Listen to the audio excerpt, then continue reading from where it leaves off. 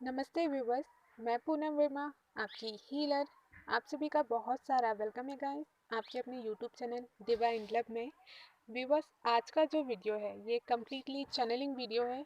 And जो भी messages मैं आप सभी को इस वीडियो में बताने वाली हूँ वो सारे के सारे मैसेजेस मुझे मेरे divine mother father Shiv Shakti से रिसीव हुए हैं। एंड 2022 ट्विन फ्लेम्स के लिए क्या क्या रिस्पॉन्सिबिलिटीज़ एंड चैलेंजेस लेकर आया है, इस बारे में मैं बात करूंगी। साथ ही साथ 2022 का ईयर किस तरह से अनएक्सपेक्टेड होने वाला है इस पूरे वर्ल्ड के लिए, इस बारे में भी मैं बात करूंगी वन बाय वन।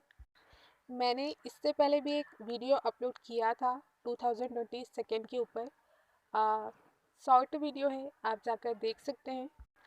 आज का जो वीडियो है ये थोड़ा मिक्सअप होने वाला है एंड आई होप मैं आप सभी को क्लैरिटी दे पाऊँ। ट्विन फ्लेम जर्नी में जब हम डिवाइन के गाइडेंस को इग्नोर करते हैं या फिर डिले करते हैं तो डिवाइन किस तरह से गोल गोल घुमाकर हमें उसी जगह लाकर खड़ा कर देते हैं और हमसे वो सारे वर्क करवा लेते हैं जो डिवाइन हमसे हमेशा से करवाना चाहते थे। सो इसका पता है ना आपको, मेरी स्टोरी सुनने के बाद चले जाएगा। एक्चुअली ना मुझे काफ़ी टाइम से गाइडेंस आ रहा था ट्विन फ्लेम्स पर वीडियो बनाओ, पर मैं कहीं ना कहीं डिले करती गई। और इस बार डिवाइन ने मुझे एक ही ऑप्शन दिया, जाकर वीडियो बनाओ, नो सेकेंड ऑप्शन। इस बार डिवाइन ने मुझे एक भी ऑप्शन नहीं दिया एंड डायरेक्टली आदेश दे दिया कि जाकर चुपचाप वीडियो बनाओ, आप डिले करने की कोई ज़रूरत नहीं है। सो क्या हो रहा था ना, मुझे 1 मंथ से ज़्यादा हो गया है जब भी मैं चक्रास मेडिटेशन करती और लोअर चक्रास से अपर चक्रास की तरफ जैसे ही आती, मुझे ना एक क्लियर पिक्चर दिखाई देता था।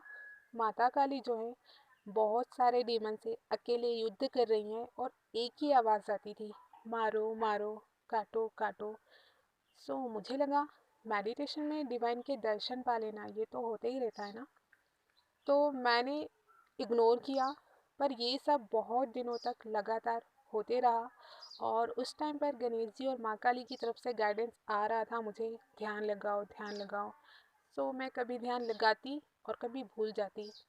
और फिर क्या हो रहा था ना, सारे के सारे डिवाइन बींग्स के तरफ से मुझे एक ही गाइडेंस आने लगा, ध्यान लगाओ ध्यान लगाओ।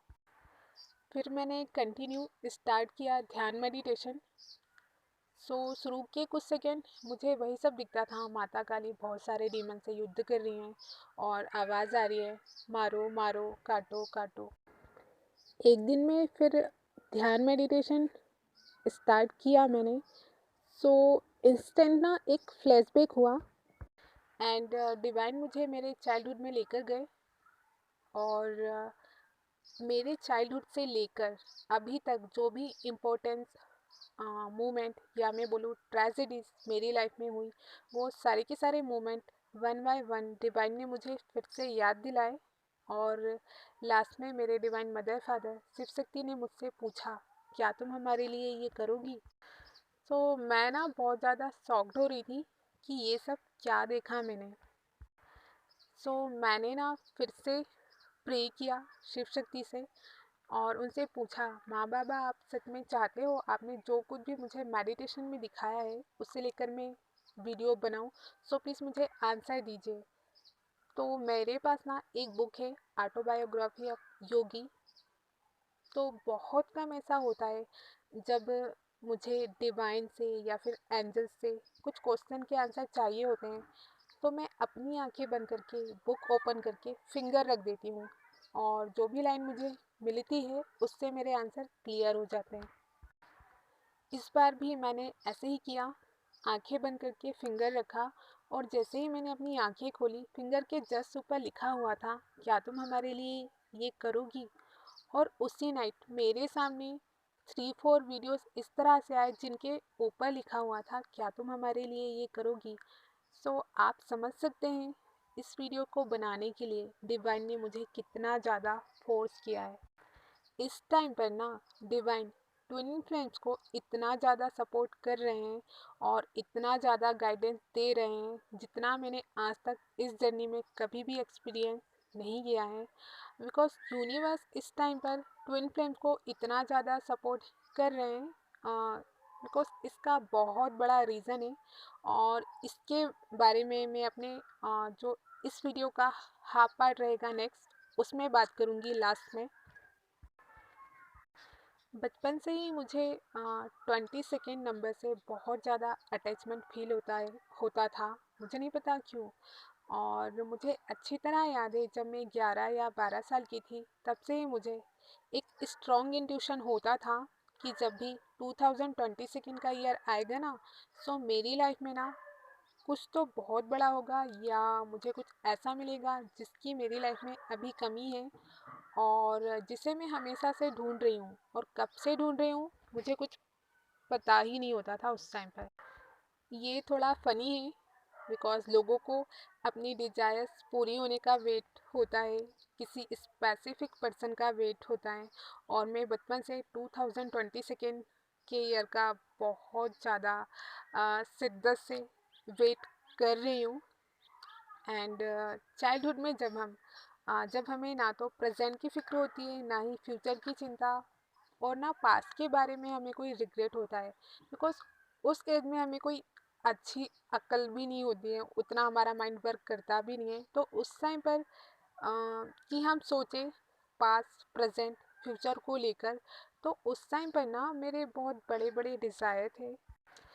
फर्स्ट मुझे ना मोक्ष चाहिए था, और मोक्ष का मतलब क्या होता है मुझे ये तक नहीं पता होता था उस टाइम पर। और मुझे आइसोलेशन में रहना बहुत ज़्यादा अच्छा लगता था, और मुझे हमेशा ही फील होता था कि मैं इस दुनिया की नहीं हूँ, और मुझे ना बस मेरे घर वापस जाना है।